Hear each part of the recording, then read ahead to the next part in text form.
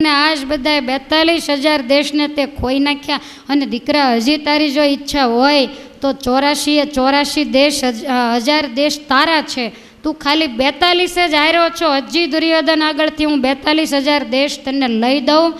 ત્યારે ધર્મરાજા કહે છે કે માં, મેં મારા હાથે લખી દીધું છે, કાંઈ પણ બોલશો તો હું આત્મહત્યા કરી અને તમને પાપ આપીશ. માં, તમે ક્યાં નથી જાણતા, નળ રાજાએ રાજ મૂક્યું. રામચંદ્ર ભગવાન પિતાનું વચન પાળવા માટે વનમાં જઈને રહ્યા.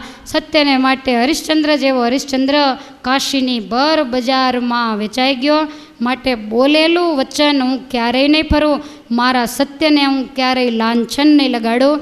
માટે હે માં, તમે રાજી રહેજો અને અમને આશીર્વાદ આપો કે વનની અંદર જઈ અને સુખભેર પરમેશ્વરનું ભજન કરીએ, ઋષિમુનિઓને મળશું, કોઠા બોરા ખાશું અને તમે આંસુડા પડશો નહીં. તમે વિદુરજીને ઘેર રહી અને ભગવાનનું ભજન કરજો. અને એ જ વખતે દ્રૌપદીજી આવ્યા છે. ધર્મરાજાએ ના પાડી. ત્યારે દ્રૌપદી કહે છે કે દુર્યોધનની રજા લઈને આવી છું. અને તરત જ ધર્મરાજા અને 5 ભાઈઓ દ્રૌપદીને લઈને સભામાં ગયા અને પૂછ્યું કે મોટા ભાઈ, અમે દ્યુતની અંદર સતીને હારી ગયા છીએ, માટે એને તમે તમારે ત્યાં રાખો. ત્યારે દુર્યોધન કહે છે કે મારા ઘરમાં એ મારે જોઈએ જ નહીં, માટે તમે એને લઈ જાઓ. ધર્મરાજા કે હું નહીં લઈ જાઉં, તમે મારા લખેલા અક્ષરોને જો ભૂસી નાખો તો જ હું લઈ જાઉં. અને તરત જ બીજી બાજીનું જે લખાણ હતું એ લખાણને ફાડી નાખવામાં આવ્યું. સતી દ્રૌપદીને લઈ માતાજીની પાસે આવ્યા અને સતીને ભલામણ કરી છે કે અમે 5 ભાઈઓ વન જઈએ છીએ, તો તમે માતાની સેવા કરજો, વિદુર દાદાની સેવા કરજો, અમારી કોઈ પણ પ્રકારની ચિંતા કરશો નહીં. ત્યારે દ્રૌપદી કહે છે કે લગ્નના મંડપમાં 5ની સાથે 4 ફેરા ફરી અને મારા પિતાએ એમ કહ્યું છે કે પતિના દુઃખે દુઃખી અને પતિના સુખે સુખી. માટે જ્યાં કાયા ત્યાં જ કાયાની છાયા. કોઈ દિવસ શરીરથી પડછાયો જુદો ન રહે. એમ હું તો તમારો પડછાયો છું. અને તમને ભરોસો હોય કે તમારા ગયા પછી હું જીવી શકીશ તો મને મૂકતા જાઓ અને નહીંતર મને સાથે લેતા જાઓ. ત્યારે ધર્મરાજા કહે છે કે દેવી, જંગલના દુઃખ અતિશય દુષ્કર છે. પગમાં પગરખા પહેરવાના નથી, બદલવા માટે વસ્ત્રો નહીં હોય, ખાવા માટે અન્ન નહીં, નદી તળાવ સરોવર આવે તો પાણી પીવાના અને નહીંતર ભૂખ્યા અને તરસ્યા વનમાં ફરવાનું. કેટલાય રાક્ષસો પશુ પક્ષીઓનો ત્યાં ભય હોય. માટે દેવી તમે અહીંયા રહ્યો. ત્યારે દ્રૌપદી કહે છે કે તમે 5 મારી સાથે ધુરંધર બળવીરો જો હોય તો દુનિયામાં કોઈની તાકાત નથી કે વનની અંદર મારો વાળ વાંકો થઈ શકે. માટે મહારાજ મને સાથે લઈ જાઓ. તરત જ ધર્મરાજા કહે છે કે તો આ વસ્ત્રો ઉતારી અને સાદા વસ્ત્રોને તમે વનકુળને ધારણ કરી લ્યો. અને તરત જ દ્રૌપદીએ પોતાના વસ્ત્રો ઉતારી સાદા વસ્ત્રોને ધારણ કર્યા છે. 5 ભાઈઓ અને સતી દ્રૌપદી ચાલતા થયા. ધર્મરાજાને મનમાં એમ થયું કે ગમે એમ તોય મારો મોટો ભાઈ છે. રાજસભામાં જઈને ધર્મરાજા નીચા નમી અને દુર્યોધનને પગે લાગ્યા છે કે મોટા ભાઈ આશીર્વાદ આપો અને વનમાં જઈ અને અમે સુખપૂર્વક ભગવાનનું ભજન કરીએ અને વહેલા અમે પાછા આવીએ એવા અમને રૂડા આશીર્વાદ આપો. હવે આ શું આશીર્વાદ આપે? પણ છતાંય દ્રૌપદીએ ના પાડી તો ધર્મરાજાએ એને પ્રાણે પગે લગાડ્યા છે. અને એ વખતે દુષ્ટ બુદ્ધિનો દુર્યોધન કહે છે પગે લાગવાની જરૂર નથી, તમારા દરેકના હથિયારો અહીંયા સભામાં મૂકીને પછી વનમાં જાઓ. ભીષ્મદાદાને દ્રોણ ગુરુ લાલ ચોળ થઈને કહે છે મૂરખ, શરમ જેવી જાત છે કે છે જ નહીં. એને વનવાસ મેળો એણે કરીને એ કંઈ ક્ષત્રિય મટી ગયા નથી. અને ક્ષત્રિયનો શણગાર છે શસ્ત્ર. કોઈ વ્યક્તિ એવો નથી કે જે ક્ષત્રિયને શસ્ત્ર મુકાવી શકે. માટે શસ્ત્ર તો એની સાથે જ રહેશે. તરત જ આ પાપી કહે છે જાઓ, તમે જાઓ, એનો મને કોઈ પણ પ્રકારનો શોક નથી. આ તો એના મહેલમાં જતો રહ્યો અને આખું હસ્તિનાપુર બાળકો વૃદ્ધો વગેરે રડતા પાછળ જાય કે કાં તો તમે નગરમાં રોકાઓ અને કાં અમને સાથે લઈ જાઓ. ધર્મરાજા વગેરે બધાય ખૂબ સમજાવે છે. અર્જુનથી અભિમન્યુ અળગો થતો નથી. વિદુર દાદાએ અભિમન્યુને તેડી લીધો કે દીકરા, હવે તારે મારે ઘેર રહેવાનું છે અને કાલ સવારે તારા પિતા અને માતા પાછા આવશે. બહુ જ્યારે સમજાવ્યો ત્યારે રડતો અભિમન્યુ બંધ રહ્યો છે ને જ્યાં અર્જુનની સાથે ચાર નજર થાય એટલે વળી પાછો રડવા માંડે. નગરના લોકોની આંતરડી કકળે છે. ધર્મરાજાને અતિશય આનંદ છે અને એ વખતે નગરના લોકોએ નિશાસો નાખીને એમ કીધું છે કે કૌરવોના કુળનું નિકંદન નીકળી જાજો અને પાંડવોનો કાયમને માટે દિગ્વિજય થાજો. અમારા જેટલા પુણ્ય હોય એ આજ અમે પાંડવોને અર્પણ કરીએ છીએ. આ રીતે તમામ નગરજનો આશીર્વાદ આપીને ચાલતા થયા. 4 ગાંવ સુધી નગરની બહાર ગયા પણ કોઈ પાછા વળતો નથી. હસ્તિનાપુરની અંદર કાગડા ઉડે છે, એક પણ માણસ રાજકુટુંબ સિવાય રહ્યો નથી. અને એ વખતે બધાઈને ઊભા રાખી અને ધર્મરાજા કહે છે કે તમે પાછા વળો. આ લોકનો એવો નિયમ છે કે જે કરે તે ભરે, જે કર્મ કરશે એ ભોગવશે. મેં તો સ્વપ્ને કોઈનું બુરું ઈચ્છ્યું નથી, માટે જો તમે પાછા ન વળો તો તમને ધર્મરાજાની આણ છે. અને આમ કહેતા કોઈ પણ એક ડગલું આગળ ગયા નથી. વળીને ધર્મરાજાને વંદના કરી સતી દ્રૌપદીને પાય લાગી અને રડતા રડતા નગરજનો પાછા ગયા છે. છેલ્લે કુંતાજીએ 5 દીકરાઓને પોતાના હૃદયની સાથે ચાંપ્યા છે. સતી દ્રૌપદીને મસ્તકે હાથ મૂક્યો છે અને કુંતાજી એમ કહે છે કે દુખિયા દીકરા સુખિયા થાજો, સાય પ્રભુજીની લેજો જી. અમારી ચિંતા ધરશો ન મનમાં, ભગવાનનું નામ લેજો જી. અભિમન્યુ અર્જુનને વળગ્યો, વહેલા આવજો તાતજી. અમ માટે ઉદાસન રેજો, જાળવજો તમ જાતજી. પિતાજી, મને બહુ રડતો જોયો એટલે જંગલમાં તમને શાંતિ નહીં થાય, તમને મારી ચિંતા થશે. હું ડાયો થઈ જઈશ, એક પણ આંસુડું નહીં પાડું. માટે તમે જંગલમાં જઈને મને યાદ કરીને રડશો નહીં. પણ હે પિતાજી, વનમાં કંઈ ખાવા પીવાનું નહીં હોય તો તમે તમારું શરીર સાચવજો. અર્જુને ગાલ ઉપર ચુંબન કરી મસ્તક ઉપર હાથ મૂકીને કહ્યું છે કે દીકરા, દાદાની સેવા કરજો અને એના રાજીપામાં તમે રાજી રહેજો. એમ કહી બધાઈને વિદાય આપી 5 ભાઈઓ અને સતી દ્રૌપદી વન તરફ જાય છે. વૈશંપાયન મુનિ કહે છે કે હે જન્મેજય, સભા પર્વ અહીંયા પૂર્ણ થાય છે. હવે આવતીકાલે વન પર્વની કથા આવશે. સભા પર્વ પૂર્ણ થતાની સાથે જન્મેજય રાજાએ બ્રહ્મ ભોજનો કરાવ્યા છે. તલ, ઉપવીત વગેરેના બ્રાહ્મણોને દાન દીધા છે. અને દાન પુણ્ય કરતાની સાથે જ જે કાળા પડદા હતા, કાળી ગાય હતી અને કાળા તલ હતા એ સફેદ થયા છે. વૈશંપાયન મુનિ કહે છે કે હે રાજા, જે બીજી બ્રહ્મહત્યા હતી એ તારા માથેથી ઉતરી. જે તારી જેમ ધ્યાન રાખી મહિમાથી જે કથાનું શ્રવણ કરશે તો એના બ્રહ્મહત્યા જેવા પાપ હશે તોય ભગવાન એ પાપમાંથી એને મુક્ત કરશે. તો અહીંયા બીજું સભા પર્વ પૂરું થાય છે. પહેલું આદ્ય પર્વ મોટું છે, ત્યાર પછી તો બધા નાના પર્વ આવતા હોય. તો આવતીકાલે વન પર્વની સુંદર કથા એને આપણે લેશું.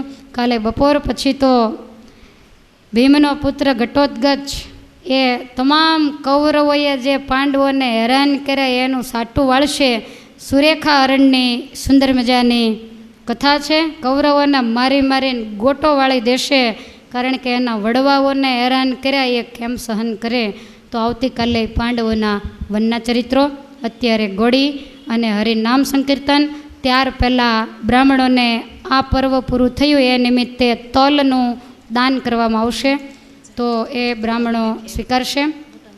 આજના શુક્રવારના જે પ્રસાદીના યજમાનો છે, લીલાબેન સૌજીભાઈ, ગૌરીબેન રણછોડભાઈ, ઉષાબેન કરમશીભાઈ, હંસાબેન હિંમતભાઈ, શારદાબેન ભગવાનભાઈ, વસંતબેન ગણેશભાઈ પોપૈયાવાળા. તો એ લોકો અત્યારે હમણાં આરતી થાય ત્યારે લાભ લેવા માટે આવશે. અને આવતીકાલે શનિવાર, તે દિવસે સવારે પૂજન અને બંને ટાઈમની આરતી અને પ્રસાદીના યજમાન છે રેખાબેન નાવડિયા, પારુલબેન મોણપરા, ગીતાબેન મુકેશભાઈ કળથિયા, સંગીતાબેન શૈલેષભાઈ કળથિયા, કમળાબેન રમેશભાઈ દેસાઈ, કાશીબા પપૈયાવાળા, લીલાબેન માધાભાઈ કળથિયા, ઇન્દુબેન કાળુભાઈ કળથિયા, લક્ષ્મીબેન પ્રેમજીભાઈ કળથિયા. કારણ કે કથાના દિવસો ઓછા છે અને સભા મોટી છે, અધિક મહિનો છે, બધાને લાભ લેવાની ઈચ્છા હોય એટલે જેને લાભ લેવાની ઈચ્છા હોય એને લાભ આપવામાં આવે છે. અને લેવો ન હોય તો તમે કથા ખાલી સાંભળવા આવો ને એમાં તમારી બધી સેવા તમારે પ્રસાદી અમે દેશું, પણ તમે સાંભળો અને કથામાંથી કાંઈક લ્યો, એનાથી વિશેષ બીજું કાંઈ નથી. તો આવતીકાલના યજમાનો સવારે 8:30 વાગે અહીંયા સભા મંડપમાં આવી જશે. હવે હરિનામ સંકીર્તન. સ્વામિનારાયણ નારાયણ નારાયણ નત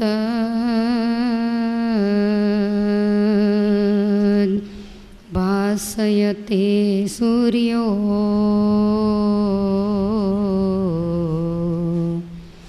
ન શશાંકો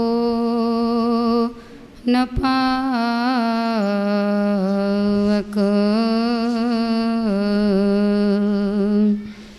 યદ્ગત્વા ન નિવર્તન્તે તદ્ધામ પરમં મમ.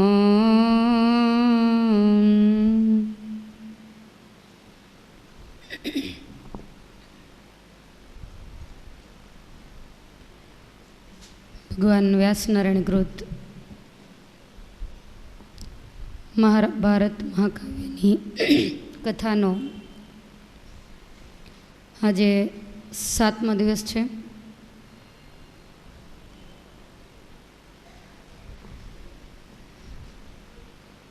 અનવધિ એવી આ કથા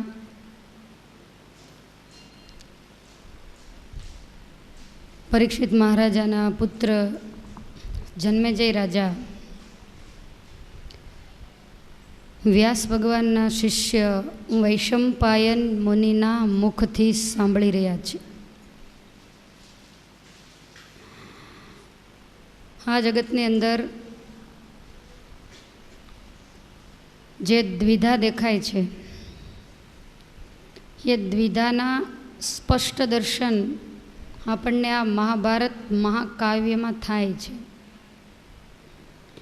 દ્વિધા એટલે બે વસ્તુ અથવા તો બે વ્યક્તિ, એની અંદર રહેલો વિરોધાભાસ. એકમાં પૂરેપૂરું સત્ય હોય તો એકમાં પૂરેપૂરું અસત્ય હોય. એકમાં જ્ઞાન હોય, બીજામાં અજ્ઞાન હોય. એકમાં ધર્મ હોય તો બીજામાં દુષ્ટતા હોય. સામસામે જે ધર્મયુદ્ધ થઈ રહ્યું છે આ જગતમાં, એનું વર્ણન ભગવાન વ્યાસ નારાયણે કર્યું છે. ભગવાનના પરમ ભક્ત એવા જે 5 પાંડવો ભગવાન ધરતી ઉપર હોવા છતાંય, સાથે હોવા છતાંય અનેક પ્રકારની મુશ્કેલીઓને જ્યારે ભોગવી રહ્યા છે, ત્યારે તમે એની આખી જિંદગીમાં જો નજર નાખશો તો ક્યારેય એણે ભગવાનનો ક્યાંય પણ દોષ કાઢ્યો નથી. આજે માણસ થોડું ઘણું ભજન કરે, થોડો સત્સંગ કરે, થોડું એવું કંઈક વ્રત તપ કરે, થોડો ધર્મ પાળે અને જીવનમાં કંઈક મુશ્કેલી આવે તો એને એવું લાગે કે આટલો સત્સંગ કરીએ, આટલો ધર્મ પાળીએ, ભગવાનની ભક્તિ કરીએ, નિયમ રાખીએ અને તોય ભગવાન કાંઈ સામું જોતા નથી. આવું આપણને તરત જ વિચાર આવે. અને એવો વિચાર જ્યારે આવે ત્યારે પાંડવોની કથાને આપણે યાદ કરવી. તમારા જીવનમાં મુશ્કેલી તો જરૂર આવતી હશે, પણ હું માનું છું ત્યાં સુધી પાંડવો જેટલી તો નહીં જ. એને સહન કરવા કોઈ સમર્થ જ નથી. અને મુશ્કેલી આવવા છતાંય સદાયને માટે આનંદમાં. વળી ખ્યાલ છે કે મુશ્કેલી કયા માણસને લીધે આવે છે. આપણને તો આપણું કારણ જ ન પકડાતું હોય કે આ મુશ્કેલીનું કારણ શું છે. પાંડવોને તો કારણ પકડાઈ ગયેલું છે. કારણ માત્ર દુર્યોધનની દુષ્ટતા જ છે, બીજું કોઈ કારણ નથી. અને છતાંય પણ મહાભારતનું એક સર્વશ્રેષ્ઠ પાત્ર જેને આપણે યુધિષ્ઠિર કહીએ છીએ, તો એ યુધિષ્ઠિરે સ્વપ્નામાંય ક્યારેય દુર્યોધનનું ખરાબ થાય એવો સંકલ્પ સુદ્ધા નથી કર્યો. વન પર્વની જે કથા એ આપણને ધર્મરાજાની જે સરળતા એ બતાવશે. દુર્યોધન ગમે એટલા હેરાન કરવાના પ્રયાસ કરે તોય ધર્મરાજા એમ જ કહે કે એનું સારું થાય. ક્યારેય ખોટો સંકલ્પ જેના હૃદયમાં ઉઠ્યો નથી. આપણામાં કહેવત છે કે સતી ક્યારેય શાપ દે નહીં અને શંખણીનો ક્યારેય લાગે નહીં. એ હાથ ઊંચા કરી કરીને દેતી હોય, તારે દીકરીએ દીવો નહીં રહે ને તારે આમ થશે ને. દીકરીએ દીવો એટલે શું એ તો મને નથી ખબર, પણ આવું દુનિયાની અંદર બોલાતું હોય તો એ કોઈ દિવસ એનો શાપ સાચો પડે નહીં. અને આ દુનિયામાં એવી વ્યક્તિઓ જીવે છે કે જેનું દિલ દુખવે તો એની આંતરડી કકળે ને એનો શાપ સાચો પડે. પણ એ લોકો એવા ગુણિયલ, સજ્જન અને ડાયા છે કે એ ક્યારેય પણ કોઈનું બુરું ઈચ્છતા નથી. તે દિવસે હતા અને આજે પણ હોય. પણ આપણી એવી માયિક દ્રષ્ટિ છે કે એ સાચા ખોટાને ઓળખી શકતી નથી. અને કળિયુગના નિયમ પ્રમાણે સુવર્ણના દાગીના કરતાં બગસરાનો ખોટો દાગીનો હોય એ વધારે ચમકતો હોય, એની લાઇટ વધારે હોય. એટલે આ દુનિયાને જે ચમક હોય ને એમાં અંજાવાનું ગમે છે. હકીકત સત્ય શું છે એમાં એ ક્યારેય ઊંડો ઉતરતો જ નથી. ગાડરિયો પ્રવાહ, તમે ઘેટા જોયા છે? ઘેટા તમે જોયા છે? હું તો રોજ જોઉં છું. બોલો, તમને તો કોક દી રસ્તામાં જ હામાં મળ્યા હશે.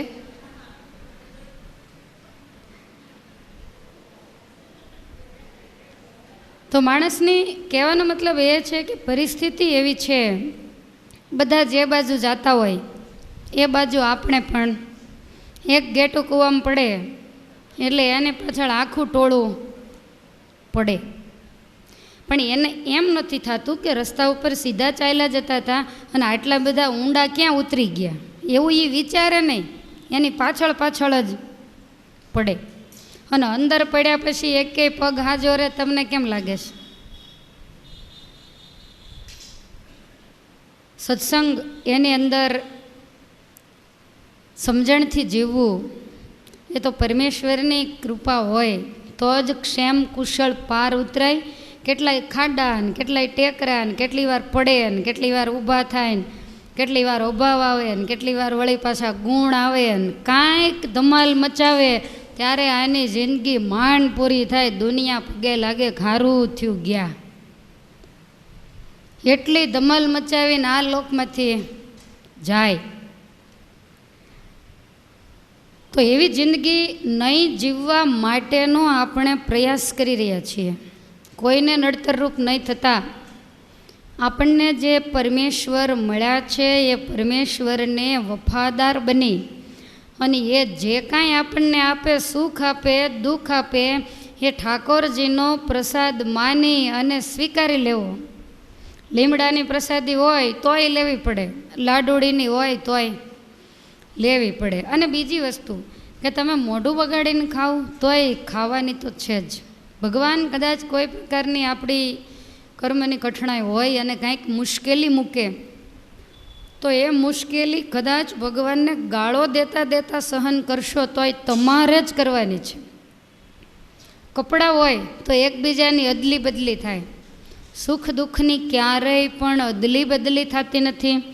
અને સુખ અને દુઃખનો સમન્વય એનું જ નામ આ સંસાર છે. બિલકુલ દુઃખી કોઈ નથી અને બિલકુલ સુખી પણ આ જગતમાં કોઈ નથી. માટે સર્વ કરતાં શ્રેષ્ઠ જો કોઈ સુખ હોય તો એ આ સત્સંગનું, ભગવાનની પ્રાપ્તિનું એ સુખ છે. બાકી તો બધું નાશવંત છે. આજ ક્યાંના ક્યાંય હોય હાથી ઉપર, અને કાલ ગધેડા ઉપર ચડવાનો વારો પણ હવે. આ જગતનો નિયમ છે. તમે કાલે જોયું ને, 42,000 દેશના રાજવી હતા અને એને જંગલી બનતા કેટલો ટાઈમ લાગ્યો? 1 જ મિનિટ, વધારે નહીં. 1 જ મિનિટમાં 3 બાજી નાખ્યા ભેગા હારી ગયા, અને હાર્યા એવા ભિખારી થઈ ગયા. તમે વિચારો, બસ આટલી જ વાર લાગે. આ સંસારમાં તમને એટલું બધું સુખ દેખાય, તમને એવું લાગે કે મારી જેવું આજ દુનિયામાં કોઈ સુખ્યું નથી. પણ જો આપણા પૂર્વકર્મ એવા હોય તો 1 જ મિનિટ પછી તમને એવું લાગે કે આ દુનિયામાં મારી જેવું કોઈ દુખ્યું નથી. કુદરતને ફેરવતા આટલી જ વાર લાગે છે. માટે જે આપણને સમજણ અને સત્સંગ મળ્યો છે એને બરાબર વફાદારીથી વળગી રહેવું. સુખ અને દુઃખની અંદર ધીરજ આપવાવાળા જે પરમેશ્વર આપણને મળ્યા છે, એ પરમેશ્વરને આધીન કાયમને માટે રહેવું, એને આજ્ઞા, એની મર્યાદાઓ એને ખબરદાર થઈને પાળવી. અને અતિ સુખિયા જ્યારે આપણે હોઈએ તો તૈયારીમાં જ રહેવું કે આ સંસાર છે, ક્યારે દુઃખ આવે એ કાંઈ નક્કી જ નથી. સુખમાં કોઈ દિવસ છલકાવવું નહીં, દુઃખમાં કોઈ દિવસ ડગવું નહીં. આ જે જીવન જીવવાની રીત છે એ આપણને મહાભારતમાંથી શીખવા મળે છે. પાંડવોનું જીવન આપણને શીખવાડે છે. વૈશંપાયન મુનિ સભા પર્વની પૂર્ણાવતિ કરી અને હવે વન પર્વની શુભ શરૂઆત કરી છે. તમે સત્સંગી જીવન ખોલો તોય વન આવે, મહાભારત ખોલો તોય વન આવે, રામાયણ ખોલો તોય વન આવે, અને આપણી જિંદગીના પાછળના પાના ખોલીએ તોય વન આવે. 50 પૂરા થાય એટલે વન જ કહેવાય.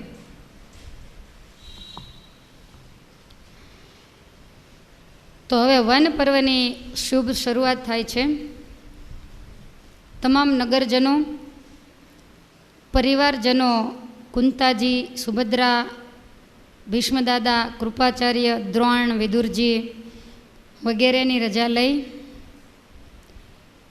અને 5 ભાઈઓ અને સતી દ્રૌપદી વનને માર્ગે જાય છે. પગમાં પગરખા નથી. તમે વિચાર કરો, જ્યાં સુધી પાંડવો દેખાયા ત્યાં સુધી નગરજનો અને કુટુંબીજનો સામે સામે જોઈ રહ્યા. થોડા આગળ નીકળી ગયા, દેખાતા બંધ થયા એટલે નિશાસા નાખી અને બધાય પાછા વળ્યા છે. 4 ભાઈઓ અને દ્રૌપદી આગળ થઈ ગયા. ધર્મરાજા બધાને મનાવવા રહ્યા, એમાં થોડા પાછળ રહેલા. હવે આગળ અર્જુન, ભીમસેન, નિકુલ અને સહદેવ સાથે સતી દ્રૌપદી 5 ખૂબ રડતા જાય છે. દ્રૌપદીને 4 ભાઈઓની દયા આવે અને ભાઈઓને એવું લાગે કે કેવી લાડે કોડે દ્રુપદ રાજાએ કેવો જબરજસ્ત મત્સ્યવેદ કરી.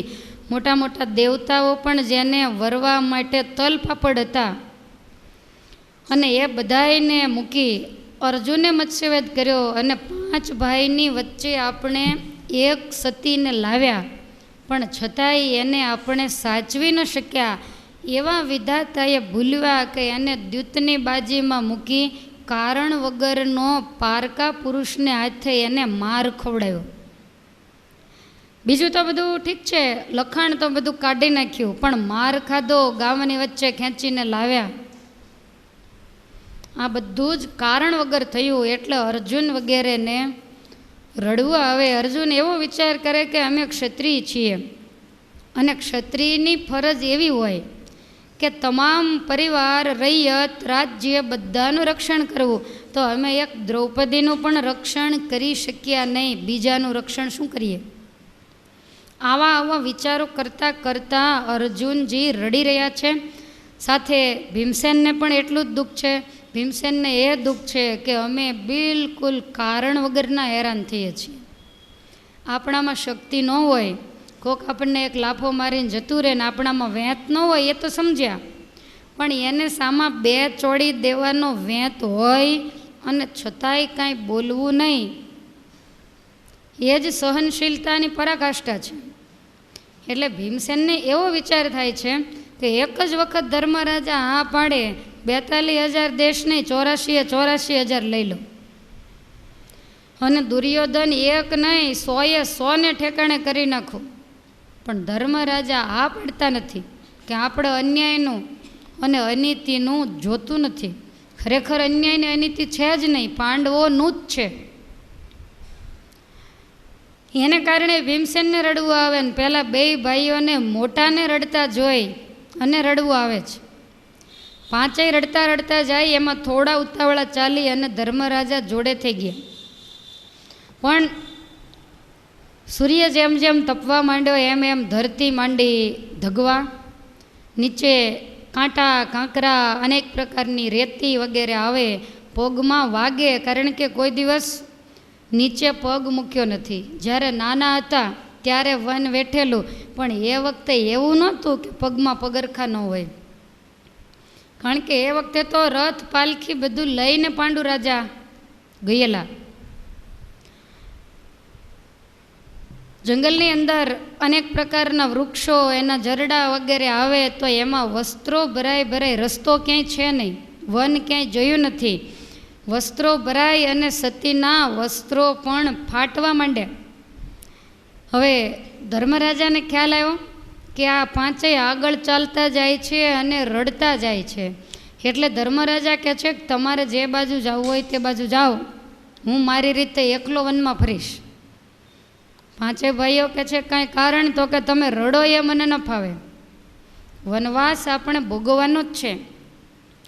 આવેલું દુઃખ જ્યારે આપણે ભોગવવાનું જ છે તો પછી એને હસતા ભોગવો કે રડતા ભોગવો, પણ આપણા સિવાય કોણ ભોગવશે? અને તમને પરમેશ્વરમાં ભરોસો નથી? જ્યારે આપણે રાજ્યની અંદર રહેતા ત્યારે ભજન ભક્તિ સત્સંગ વગેરે થતું નહીં, અને હવે ભજન ભક્તિને સત્સંગ થશે, એમાં રડવાનો ક્યાં પ્રશ્ન? તમે બધાય દેહદર્શી છો, હું આત્મદર્શી છું, માટે અમારે ને તમારે તો મેળ જ નહીં પડે.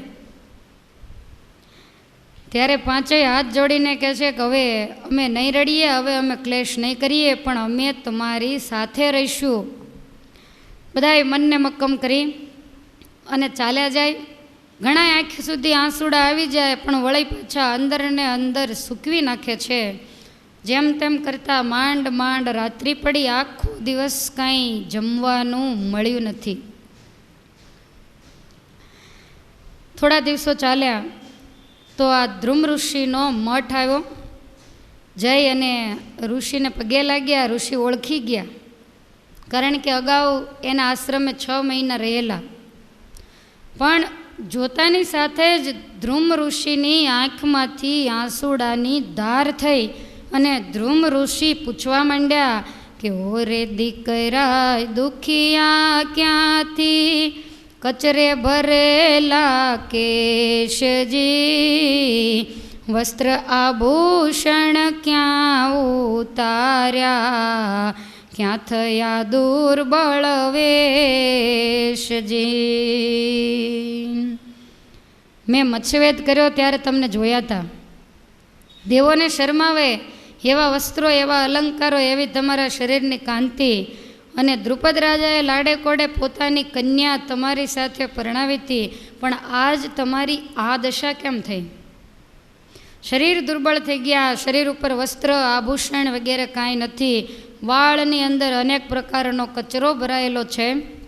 ત્યારે ભીમસેન કહે છે કે કૌરવોએ કપટ કરી અને અમારા મોટા ભાઈ ધર્મરાજાને દ્યુતની બાજી રમાડી અને અમારું ઘર ગામ રાજ્ય વગેરે લઈ લીધું, વનકુળ પહેરાવી અને અમને વનમાં કાઢ્યા, એટલે મહારાજ અમે તમારે શરણે આવ્યા છીએ. ધ્રુમ ઋષિના હૃદયની અંદર ઉકળાટ થયો અને ધ્રુમ ઋષિ એવું બોલ્યા કે ટૂંક સમયમાં કૌરવ કુળનું નિકંદન નીકળી જશે. અને આ શબ્દો જ્યાં સાંભળ્યા ને એ જ વખતે ધર્મરાજા કહે છે, ધર્મ કહે આ શું બોલો છો, સાંભળો મારી વાતજી, સબળો નબળો ગમે તેવો તો પણ મારો ભ્રાતજી. ગમે તેવો દુર્યોધન હોય પણ ગમે એમ તોય એ મારો ભાઈ છે અને ભાઈએ કાંઈ ખોટું કર્યું નથી. એણે જે કર્યું એનાથી હું બહુ રાજી થયો છું. કારણ કે જો એણે અમને વનમાં ન મોકલ્યા હોત તો હે મુનિવર તમારા દર્શન અમને ક્યાંથી થાત. જ્યારે રાજ હોય, સુખ વૈભવ હોય ત્યારે સ્ત્રી અને ધન આ બે વસ્તુ જ વધારે યાદ આવે. જ્યારે દુઃખ હોય ત્યારે જ પરમેશ્વર સાંભળે છે.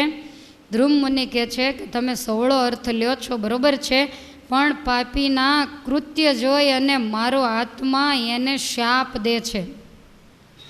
જેના હૃદયની અંદર ગુણ પડ્યા છે એને સામે ગમે તેવો અવગુણ્યો માણસ આવે એની સાથે વાતચીત કરે તો એનામાંથી ગુણ શોધીને લઈ લે. કારણ કે એનો હંસ ક્ષીર ન્યાય છે. દૂધને પાણી ભેગું કરીને હંસ આગળ મૂકો તો એ દૂધ જુદું કરી નાખે, અને કાગડાની આગળ કદાચ બે વસ્તુ મૂકો તો એનામાં જુદું કરવાની શક્તિ નથી. માટે ભૂંડાઈ ન તજે તો ભલાઈ તજે કેમ. તમારો બહુ સારો વિચાર છે એમ કહી અને પાંડવને પોતાના મઠમાં રાખ્યા. વનમાંથી ફળ લઈ આવી અને જમે છે. વિપ્રનું અન્ન જમતા નથી, બ્રાહ્મણોની સેવા કરે છે, નિત્ય સંત સમાગમ થાય છે, પરમેશ્વરનું ભજન કરે છે. અને આમ કરતાં 6 મહિના થયા એટલે ધર્મરાજાએ વિદાય માગી કે હવે અમારે તીર્થયાત્રા કરવા જવું છે. ઋષિએ રજા આપી. તીર્થે સ્નાન કરે છે, ભગવાનનું ધ્યાન ધરે છે. નિષ્કપટપણે યાત્રા કરતા જ્ઞાનને ગ્રહણ કરે, જે સારું હોય એને લે છે. વન પર્વની અંદર અનેક પ્રકારની વાતો છે, પણ વૈશંપાયન મુનિ કહે છે કે જો એનો વિસ્તાર કરીએ તો ગ્રંથ બહુ મોટો થઈ જાય, એટલે દરેક વાતોને ટૂંકમાં બતાવી છે. મુનિ કહે છે કે રાજા, સાર એનો એ છે નીતિ, અનીતિ, શીલતા, અશીલતા વગેરે શ્રોતાજનને સમજાવવા માટે પાંડવ ચરિત્રને આધારે ટૂંકમાં બતાવવામાં આવ્યું છે. તમામ પોતાનું જતું રહ્યું છે પાંડવોનું, છતાંય ધર્મરાજા એવું માને છે કે આપણું કાંઈ છે જ નહીં. આવ્યા ત્યારે શું લાવ્યા હતા અને જશું ત્યારે શું લઈ જવાનું છે. ધર્મરાજા ભાઈઓને એવું કહે છે કે આપણે તો ક્યાંયથી રાજ જીત્યા નથી, તો આપણે શોક કરીએ એ ખોટો છે. આપણા પિતા 84,000 દેશ જીતીને લાવ્યા તો એને ભોગવવા રહ્યા નથી છતાં, અને છતાંય પણ એ 84,000 દેશને મૂકી અને જતાં જરાય વાર લાગી નથી. ભેગું કર્યું પિતાએ અને ભોગવ્યું દુર્યોધને. નવાઈની વાત તો એ ઘણીવાર એવું બને કે બાપનું ભેગું કરેલું દીકરો ભોગવે, અને આમાં તો એનાથી કંઈક જુદું, દીકરાઓના ભાગ્યમાં ન આવ્યું. તો પાંડવો કહે છે કે આપણા ભાગ્યમાં ન હોય તો જ આવું થાય ને, નહીંતર 2 પેઢીને ન મળે એવું તો ક્યારેય પણ બને નહીં. અને વગર મહેનતે દુર્યોધનને બધું જ મળી ગયું છે. માટે રાજ નાશવંત છે, આ શરીર પણ નાશવંત છે. ક્યારે જવાનું કોઈને કાંઈ ખબર પડતી નથી. તમે જુઓ તો અત્યારે કેવા સરસ ફૂલડા દેખાય છે, પણ આ જ ફૂલડાને તમે કાલે જોવો તો એની સામે જોવું ન ગમે એવા એકદમ કરમાઈ જાય. અને એ આપણને ઘણી બધી શિખામણ આપી જાય, પણ આપણે તો વિચાર્યા વગર એને કચરામાં નાખી દઈએ છીએ. પાંડવોની જે સમજણ શક્તિ એ બતાવે છે. ધર્મરાજા પોતાના ભાઈઓને ઉદ્દેશી અને સુંદર મજાનો ઉપદેશ આપી રહ્યા છે, અને જે ઉપદેશ અધીરિયા એવા આપણને પણ બહુ ઉપયોગી છે. સુખ જોવે ત્યારે માણસને આનંદ થાય, અને દુઃખ આવે ત્યારે જ ભાંગી પડે છે. તો ધર્મરાજા કહે છે કે હર્ષશોક કરવાની કાંઈ જરૂર નથી, આ દુનિયાનો નિયમ જ એવો છે. આજે જે વ્યક્તિનો જન્મ થાય એમાં કાલે કાંઈક ફેરફાર હોય જ, 5 વર્ષ પછી કાંઈક અલગ હોય, અને 80 વર્ષે તો એની સામે જોવાય એવું ન હોય.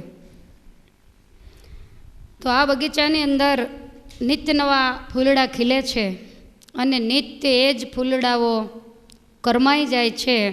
અને એટલા માટે કવિ કહે છે કે માળી વીણે છે રૂડા ફૂલડા રે, કળી કરે વિચાર, કળી કરે વિચાર, આજનો દિન રળિયામણો, હારે કાલે આપણ શિરઘાત રે, હે તે હરિનો રસ પીજીએ. સરસ મજાનો જે બગીચો હોય, અને એ બગીચામાં માળી જ્યારે ફૂલ વીણવા માટે જાય ત્યારે આખા ખીલેલા સરસ સરસ ફૂલડાઓને તોડી અને ટોપલીમાં નાખે.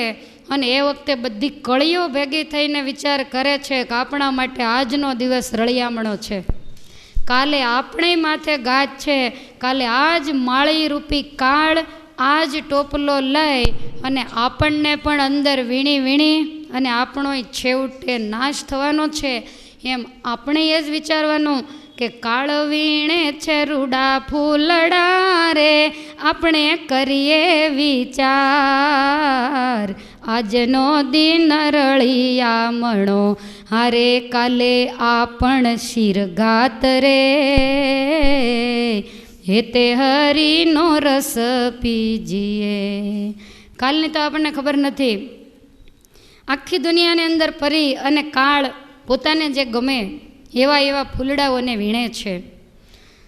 હજુ સુધી આપણે અહીંયા હયાત છીએ એટલે આપણા માટે તો આજનો દિન રળિયામણો, અને કાલ આપણી માથે પણ ઘાત છે. તો શું કરી લેવું? તો કે હે તે હરિનો રસ પીજીએ. બીજું તો બધું કરીએ જ છીએ જન્મ તે દાડાના, અને અગાઉના જન્મમાં પણ જ્યાં જ્યાં જન્મેલા અને જે યોનિમાં ગયેલા ત્યાં બધું જ કરી ચૂક્યા છીએ. આ જીવાત્મા ઘાસથી માંડી અને માંસ સુધીનું બધું જ ખાઈ ચૂક્યો છે, પણ એને એક કરવાનું બાકી છે, હરિરસ, ભગવાનનું ભજન કરવાનું એક જ બાકી છે. માટે આજનો દિન રળિયામણો, કાલ કોઈએ જોઈ નથી. અને જો તમે જોઈ હોય તો મને સહી કરી દો કે અમે કાલ હશું જ. એમ તમને જો કે ખબર જ છે કે એમ કાંઈ જવાના નથી, પણ જતાં વાર પણ નહીં લાગે. ભગવાનનો ભક્ત તો એને કહેવાય કે ઠાકોરજી એમ કે અત્યારે હાલો તો ગૌમુખીમાંથી હાથ બારો પાછળવાળા કાઢશે, અત્યારે જ ઉપાડી જાય. શું આ સંસારમાંથી લેવાનું છે? અને બીજું કે તમે ના પાડો તોય ઠાકોરજી એક પણ શ્વાસ વધારે લેવા દેવાના નથી. અપજશ લઈને જવું એના કરતાં જશ લઈને જવું એ શું ખોટું છે? તો આવી તૈયારી દરેકે કે હજી રહેવું છે, નથી રહેવું. એ તમને જો કે એ ખબર છે કે રહેવું કહેશું તો રહેવા નહીં દે. જો જવું હોય તો માળાની સ્પીડ વધારો, ભજન ભક્તિની સ્પીડ વધારો, જેટલું બને એટલું માંડો કરવા, માથાકૂટો અને ખોટી રીતે જે મગજ દોડે છે એ બધું બંધ કરી અને જે કરવાનું છે એ માંડો કરવા. લાભ આમાં જ છે. તમે આ વાતને આજ માનો તોય ભલે, 5-25 વર્ષ પછી માનો તોય ભલે, અને હજી 5 જન્મ લેવા હોય તોય ભલે, પણ આ વસ્તુ આમ જ છે અને એને સમજે જ છૂટકો છે. આના સિવાય કોઈ રસ્તો જ નથી. તો આ તો ધર્મરાજા સમજાવે છે ભાઈઓને, પણ આપણે જીવનમાંથી ખૂબ સમજવા જેવું છે. દુઃખ પડે દિલમાં ન દાજે અને સુખે થાય નહીં રાજી, નથી આપવું નથી લેવું ફોગટા સંસારની બાજી. કાંઈ આપવાનું નથી, કાંઈ લેવાનું નથી, બધું ઠાકોરજીનું જ નિર્માણ કરેલું છે. આપણે આવીને એનું થોડું ઘણું બગાડીને જઈએ છીએ, બાકી નવું અહીંયા આવીને આપણે કશુંય કરતા નથી. વૈશંપાયન મુનિ કહે છે કે હે રાજા, ધર્મની રીતે જે જન સમજે તેને નહીં કદી દુઃખજી, બાજીગરનો ખેલ જ સમજે, તે જનને સદા સુખજી.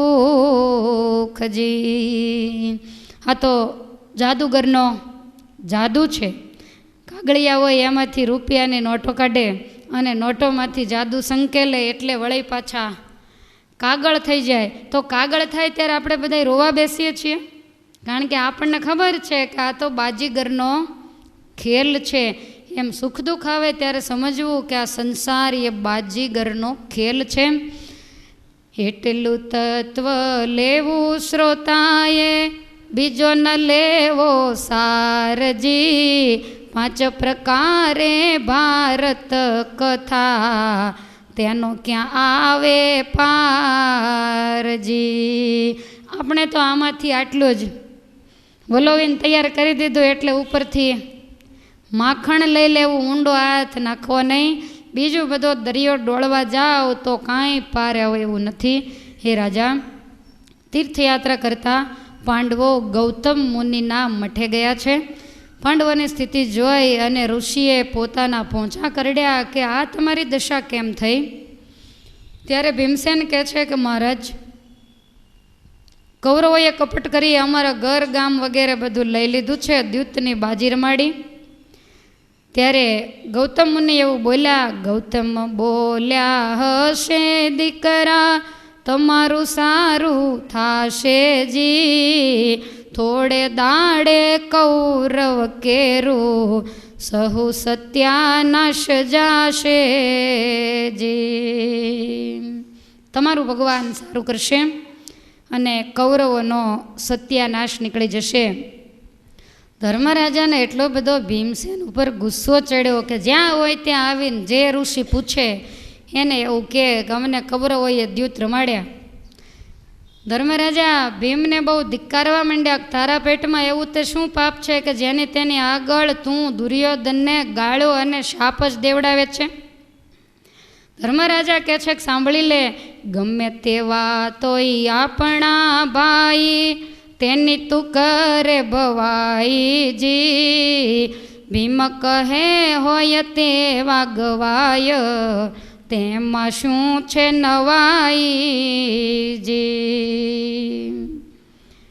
ભીમસેન કહે છે કે મોટા ભાઈ, કોઈ મને ન પૂછે તો હું કાંઈ બોલતો નથી, પણ સત્યનો નિયમ એવો પણ છે કે કોઈ આપણને કાંઈ પૂછે તો ખોટું ન બોલાય, અને ખોટું બોલીએ તો અસત્ય જ કહેવાય.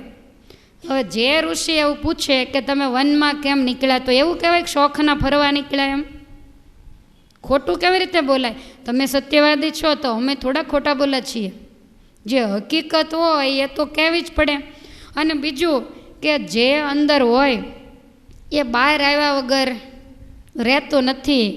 નિષ્કુળાનંદ સ્વામી એવું લખ્યું કે ખાય ખૂણે લસણ લકી રે, ગંધ કરે છુપાવાનું, કહે નિષ્કુળાનંદ વાત નકી રે, જેમ છે તેમ જણાવવાનું.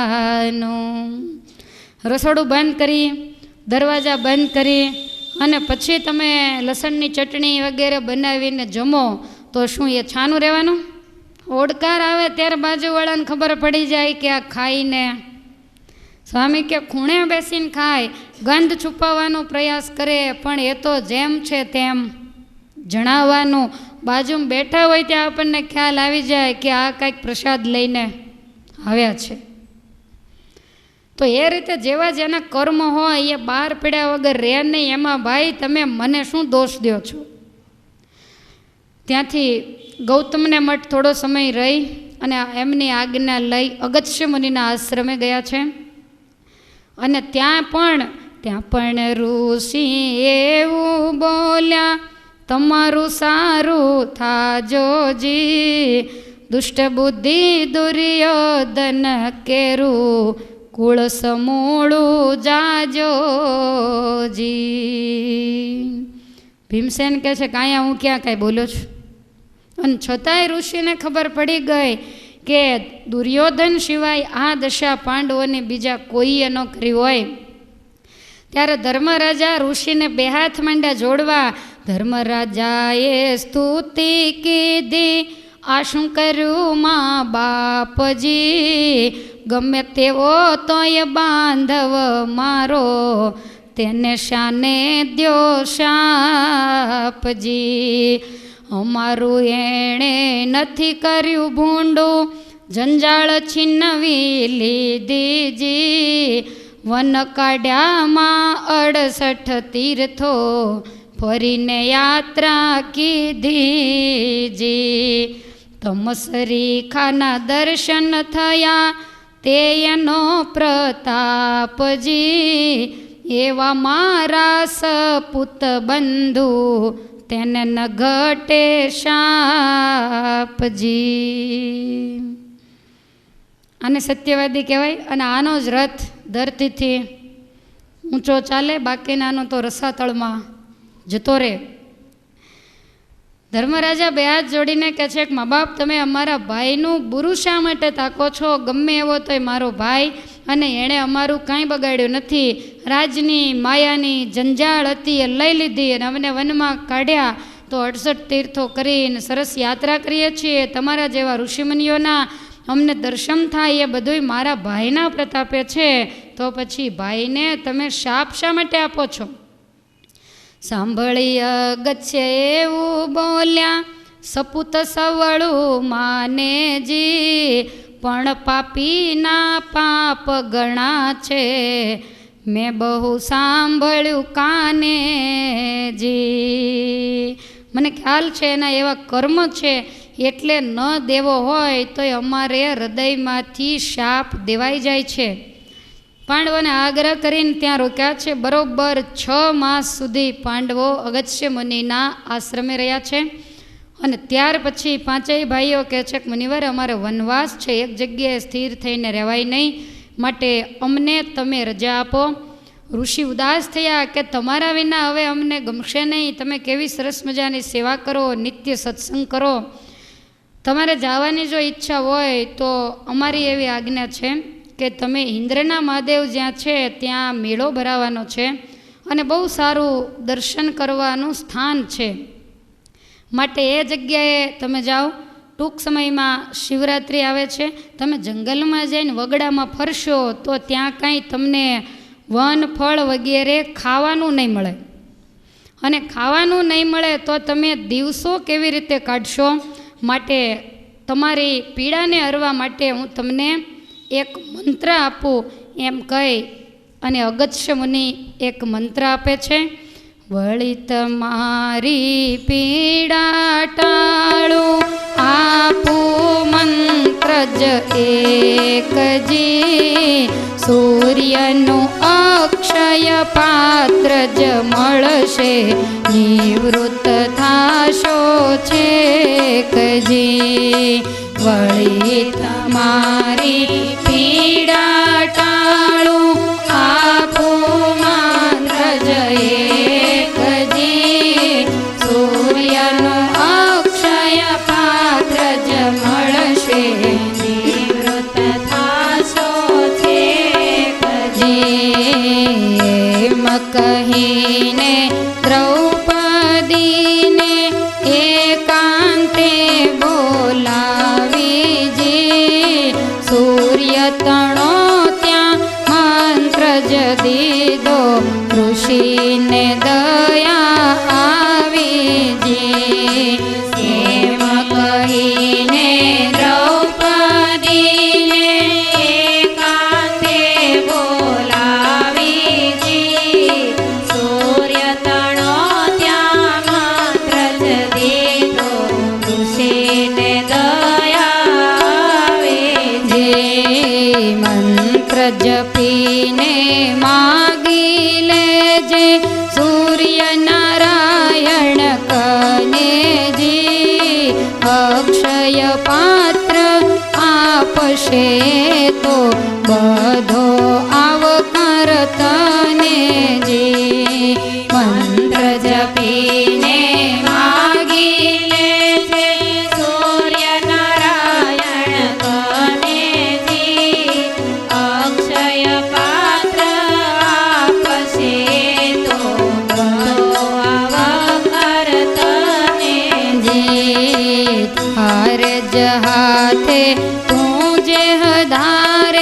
તે અન્ન પેદા થાય જી, તું જમ્યા પછી કાંઈ ન નિસરે, પડ્યા સતી તવ પાયજી. તારે જ હાથે તું જે હજારે, તે અન્ન પેદા થાય જી, તું જમ્યા પછી કાંઈ ન નિસરે, પડ્યા સતી તવ પાયજી, પડ્યા સતી તવ પાયજી.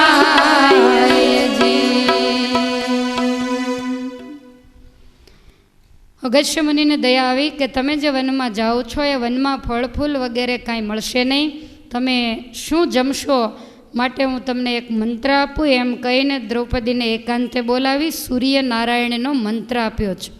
અને આ મંત્રનો જ્યારે દેવી તમે જાપ કરશો ત્યારે સૂર્યનારાયણ આવી અને તમને અક્ષય પાત્ર આપી જશે.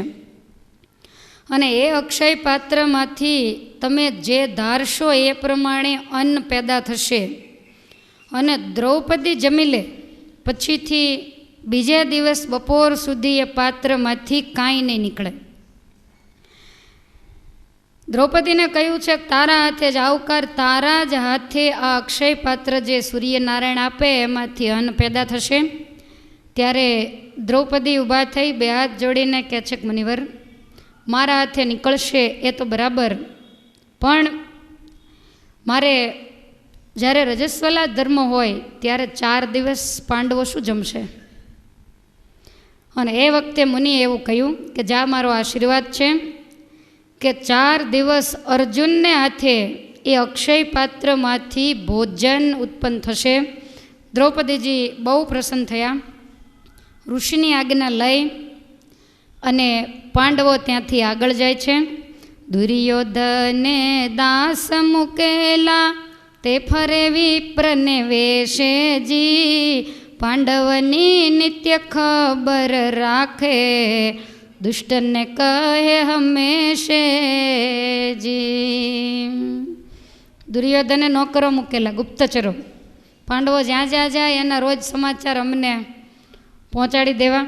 હવે આ લોકો ઇન્દ્રના મહાદેવ આવ્યા યાત્રામાં અને ત્યાં શિવાલયથી થોડેક દૂર એક ઝૂંપડી બાંધી અને પાંડવો ત્યાં રહે છે.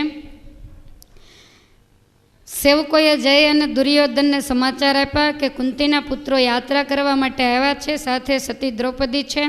દ્રૌપદીનું નામ સાંભળતા વ્યભિચારીના કાન ચમક્યા કે ઘણો ઘણો એને મેળવવા માટે મેં પ્રયાસ કર્યો પણ હું ક્યાંય ફાવ્યો નથી.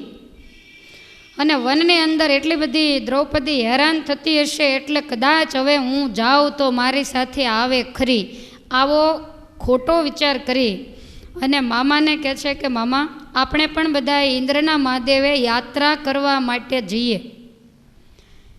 પોતાના હાથી, ઘોડા, સેવકો 10,000નું સૈન્ય સાથે લીધું, બધું લીધું નથી. હાથી ઉપર બેસી અને આ પાપી ઇન્દ્રના મહાદેવે યાત્રાના બાને આવે છે.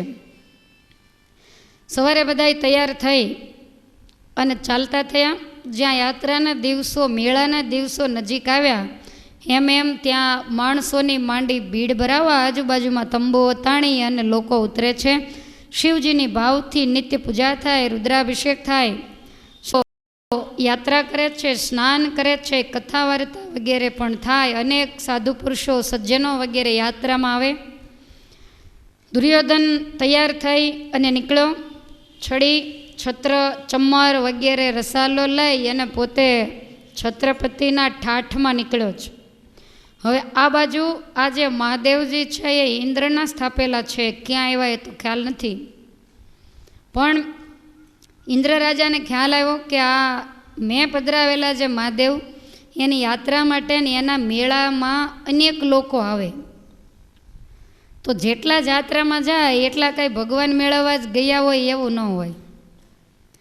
14 પ્રકારના માણસો હોય, કોઈ જોવા આવ્યા હોય, કોકનું કાંઈક લઈ લેવા પણ આવ્યા હોય, અનેક પ્રકારે લોકો ભેગા થતા હોય.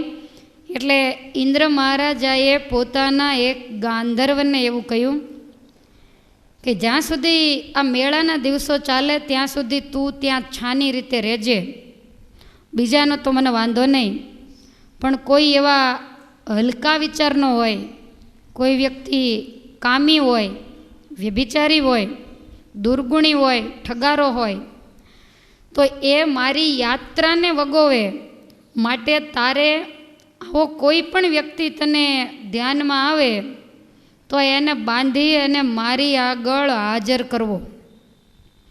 પેલો ગાંધર્વ ચોકી પહેરો કરવા માટે અહીંયા યાત્રાની અંદર છુપી રીતે ફરે છે. ઇન્દ્રની આજ્ઞા છે, દરેકના વિચારોને આ ગાંધર્વ જાણે છે.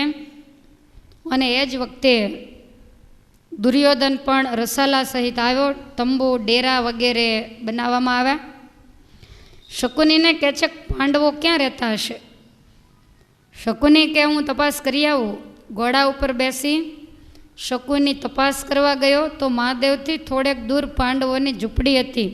આવીને દુર્યોધનને સમાચાર આપ્યા એટલે 4 ઘોડા તૈયાર કર્યા. દુર્યોધન, દુશાસન, શકુની અને કર્ણ ચારેય ઘોડા ઉપર બેઠા. હવે એ વખતે 5 ભાઈઓ અંદર બેસી અને ધર્મ ચર્ચા કરે છે. ઝૂંપડીનું જે દ્વાર છે ત્યાં દ્રૌપદીજી બેઠા છે અને આ ચારેય ચંડાળો ત્યાંથી નીકળ્યા. અને એ વખતે આમાં તો વારંવાર ચંડાળ લખ્યા છે, પણ મને કહેતા જીભ એટલે નથી ઉપડતી કે આમાં ભેગો કર્ણ છે. એ ન હોત તો દુર્યોધન કહેતો જ નહીં. પણ કર્ણ ભગવાનનો ભક્ત છે, છતાંય સંગે કરી અને એની બુદ્ધિ ભ્રષ્ટ થઈ છે. હવે દ્રૌપદીજી ઝૂંપડીના દરવાજામાં 2 પગને લાંબા કરી અને એમ જ ખાલી બેઠા છે. અને એ વખતે આ ચારેય ઘોડા દોડાવ્યા અને ઝૂંપડીના દરવાજા પાસે ઘોડા લાવ્યા. અને એમાં આ દુર્યોધને પોતાના ઘોડાને કુદાવીને ઘોડાનો પગ દ્રૌપદીના પગ ઉપર મુકાયો. હવે સહજ છે કે ચીસ પડી જાય, લોહી લુહાણ થઈ જાય, વાગી જાય. એટલે દ્રૌપદી એકદમ ઊભી થઈ અને અંદર જઈ ધર્મરાજા અર્જુન વગેરેને પોતાનો પગ બતાવ્યો. ત્યારે અર્જુને પૂછ્યું કે આ શું થયું? તો કે દુર્યોધને આવીને ઘોડો ખેલવો તે મારા પગ ઉપર ઘોડાનો પગ નખાયો. ધર્મરાજા તો લાલચોળ થઈ ગયા. તારે દરવાજે બેસવાની જરૂર શું હતી? દરવાજે જઈને બેઠી ત્યારે એવું થયું ને.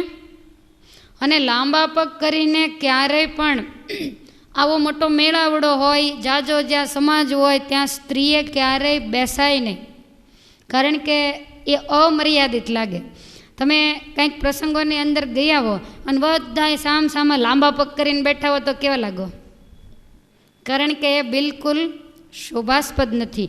હા, કાંઈક તકલીફ હોય એ આખી વાત અલગ છે, પણ એ સ્ત્રીની મર્યાદા નથી એવું ધર્મરાજાનું કહેવું છે. અને ધર્મરાજા એમ પણ કહે છે કે તમે સતી છો અને આ દુનિયામાં મેળામાં તો સારા મોળા કેટલા બધા લોકો આવ્યા હોય, તમારું રૂપ જોઈ અને કેટલાયની દ્રષ્ટિ બગડે. બધા કાંઈ સારી દ્રષ્ટિના હોય નહીં, એટલે એ રીતે દરવાજે બેસાય નહીં એમ કહી દુર્યોધનનો વાંક નહીં કાઢતા દ્રૌપદીનો વાંક કાઢ્યો. કહેવાનો મતલબ એટલો જ છે.